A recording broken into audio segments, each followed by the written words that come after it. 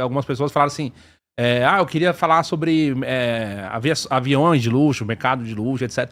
Porque, por incrível que pareça, no Brasil, o número de milionários subiu nos últimos anos, né? Uhum. Então, da pandemia pra cá, uma parte da população ascendeu socialmente, né? Então, tem aí novos ricos, e o que os ricos estão fazendo com o seu dinheiro? Estão comprando, principalmente, aeronaves, não é verdade? É verdade. Aeronave a gente chama de máquina do tempo, né?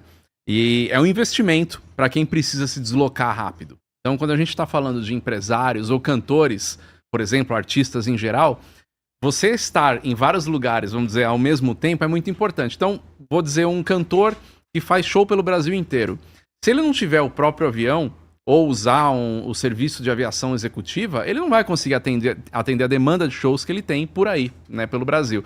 O Brasil é um país de mais de 5 mil municípios e são só 150, 160 aeroportos para voos regulares de linha aérea, né? Então, como é que você consegue se deslocar rápido? O cara faz um show no Rio Grande do Sul e amanhã ele tem que fazer um show no Mato Grosso. E aí, né? Tem aeroportos ainda desses de linha aérea regular que operam um voo por dia. Então, diminuiria muito o alcance desse cara para atender ali os fãs, atender o público. Isso eu tô falando de artistas, mas empresários também. Tem muitos empresários que precisam dos aviões para poder expandir os seus negócios. Sim. Eu já, inclusive, conversei com empresários, um empresário grande que tem uma frota de 3 aviões e 3 helicópteros. Ele falou, cara, eu comecei a expandir o meu negócio que emprega mais de 20 mil pessoas quando eu comprei o primeiro helicóptero. Porque antes de comprar a aeronave, ele ficava restrito ali naquela região dele e pensava, poxa, eu vou ter que fazer um estudo de região para abrir minha loja e tal. A logística era complicada. Comprou o primeiro helicóptero, começou a chegar mais rápido nos lugares, aí pegou gosto pelo negócio, viu que aquilo lá expandia a empresa, comprou o primeiro jato e assim foi. Então, a virtude de um empresário ter o jato não é só do proprietário, mas é da própria pessoa que trabalha naquela empresa. Talvez ela não teria nem aquele emprego se aquele empresário não tivesse um jato para expandir aquele negócio dele. Então, por isso que a gente fala que é uma máquina do tempo e uma máquina de negócios também, né? A aviação executiva. Sim, e quem de repente não compra o helicóptero ou o avião, né? Quem não compra 100% da aeronave, compra cotas também. Exatamente. Eu descobri que agora tem esse sistema de cotas, né? A galera se junta e faz a compra ali, divide em 4 pessoas, exato, 5 pessoas e o negócio flui tranquilamente. Flui, isso daí tá se tornando cada vez mais comum, na verdade. E além da ideia de você ter uma aeronave com pessoas conhecidas e dividir ali na pessoa física, vamos dizer assim, existem muitas empresas hoje que fazem esse serviço de compartilhamento de aeronaves. Então, você compra a cota da aeronave através da empresa. Através da empresa. E aí você não se preocupa com absolutamente nada. Entendi. Você paga 1/4, 1/5 da aeronave, paga esse tanto também proporcional ao custo de utilização, ao custo da aeronave parada, e aí, claro, com o seu voo, você vai pagar as horas de voo que você utilizar. Então acaba saindo muito mais vantajoso. Mas é interessante isso daí porque existe aí uma escala de quando você deve começar a usar um táxi aéreo, cota e ser o proprietário de uma aeronave. É pela quantidade de horas de voo que essa pessoa vai utilizar. Porque é fato, eu tenho um avião pequenininho, não é um jato, né? Mas eu tenho meu aviãozinho e ele fica mais tempo parado dentro do hangar do que voando. Né? Então seria interessante até para mim eu arrumar 1, 2 sócios nesse avião, porque aí o avião gira mais, tal. Uma coisa comum, por exemplo, em vez de eu ter um único avião meu, eu posso ter 2 aviões, só que eu tenho cotas desses 2 aviões, né? E aí eu consigo diversificar um pouco a frota com outras pessoas. Mas quando a pessoa faz essa conta de quanto que ele vai usar no ano esse avião, tem um número de horas médio ali que justifica ele ainda pagar táxi aéreo, porque ele não voa tanto. Aí ele pode, no meio termo, comprar uma cota, porque ele voa mais ou menos, ou chega no ponto de ele ou a empresa dele voar muito, como é o caso de um artista que faz 30 shows num mês, por exemplo, e aí o cara tem que voar bastante, então ele justifica ter o próprio avião.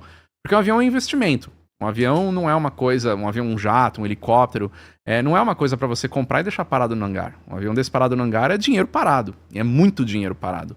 E o avião parado, ele custa muito dinheiro, porque tem hangaragem, tem manutenções fixas que voando ou não tem que pagar, tem taxas. Ali no campo de Marte, né, onde fica a grande parte das aeronaves particulares, dos helicópteros e tal, e aqui no Catarina. No Catarina. Tem outro lugar assim que... Tem, o aeroporto de Congonhas tem também. Sim, tem do aeroporto, sim. verdade. Até o aeroporto de Guarulhos também tem. Tem um hangar lá, um único hangar ali para uma única empresa que utiliza, que é o hangar do aeroporto de Guarulhos, que é um hangar particular, mas o aeroporto de Guarulhos também tem uma área dedicada à operação de aviões executivos, que aí é para vários aviões, né? Então, assim, basicamente qualquer aeroporto acaba recebendo aeronaves executivas também, né? Na verdade, isso é mais comum até do que aviões comerciais. A frota de aviões comerciais, por exemplo, no Brasil, gira em torno de 550 aeronaves, né? Só? É pouco, juntando as companhias aéreas que estão em operação. Nossa. Agora, a frota de aviões, no geral, passa de 15 mil. Então tem muito mais aeronaves da aviação geral, jatos, helicópteros, aviões pequeno porte, do que jato comercial. A frota é muito maior. Entendi. Então é normal você ver esses aviões em tudo quanto é lugar. Agora, de fato, o Campo de Marte é um aeroporto central ali em São Paulo, então é uma posição bem estratégica para a aviação executiva. E agora o Catarina está também cada vez maior, né, expandindo muito as operações. E a vantagem que o Catarina leva em relação ao Campo de Marte é tamanho de pista. Então, eles conseguem operar jatos muito maiores no Catarina do que no Campo de Marte. Foi lá que o Elon Musk desembarcou? Foi lá mesmo, quando ele veio pra cá? Ele veio pra cá com um Gulfstream G650, que é um brinquedinho de gente grande. É um avião aí de 65, 70 milhões de dólares. E aí ele veio dos Estados Unidos pra cá e pousou lá pra fazer. Então, o Catarina, ele tá se tornando muito esse ponto de entrada desse tipo de voo, até por conta da privacidade que tem lá. Né? Congonhas também tem a privacidade, né, porque fica do outro lado da pista, mas Congonhas tem algumas restrições de operações, porque o Catarina, ele não tem o que a gente chama na aviação de slot, ou seja, Congonhas, como opera muita aviação comercial, e hoje basicamente o aeroporto é para aviação comercial, então sobram poucos espaços para a operação dos aviões da aviação executiva. Né?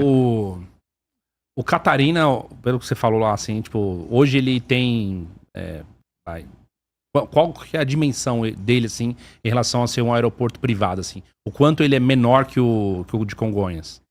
Eu não lembro de cabeça o tamanho da pista do aeroporto Catarina, posso até aqui conferir.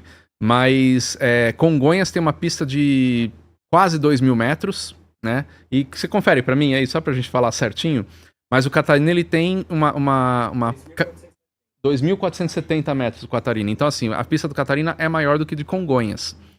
Então ele tem uma estrutura muito grande. Claro, ele não tem ainda a estrutura de terminal de passageiros, porque isso até é uma discussão que existe aí de até rolar aviação regular no Catarina, mas ainda não existe isso. Só que o Catarina tem muitos hangares, tanto para guardar as aeronaves, quanto para fazer manutenção de aeronaves, embarque e desembarque de passageiros. Entendi. Então tem lá um terminal, tem área alfandegada, então o pessoal pode embarcar ali para fazer voo internacional. Eu já presenciei isso várias vezes. Aviões que ficam num canto ali, que é uma área alfandegada, então ele fica cercado por cones, Entendi. Ninguém pode passar.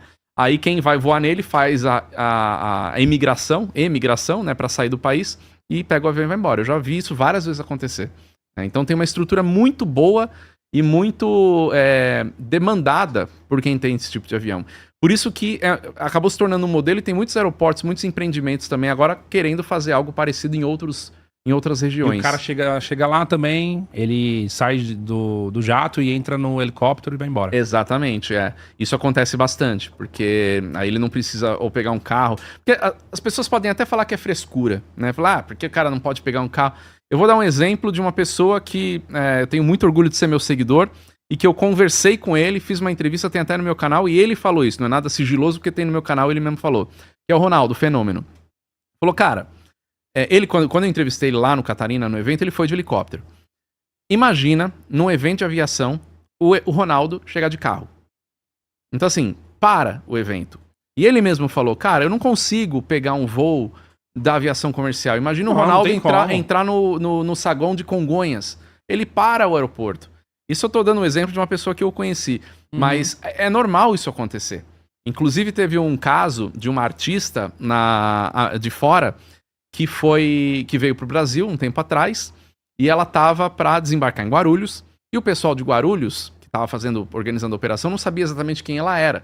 Mas era uma artista muito famosa. E não colocaram ela para descer na parte da aviação executiva. Tá. Ela desceu na aviação comercial normal. Cara, travou o aeroporto. Porque os fãs sabem, os fãs seguem, e quando ficaram sabendo que ela ia chegar, causou um furdunço. Você ainda não se inscreveu? Deu like e comentou? Você tá brincando com o perigo.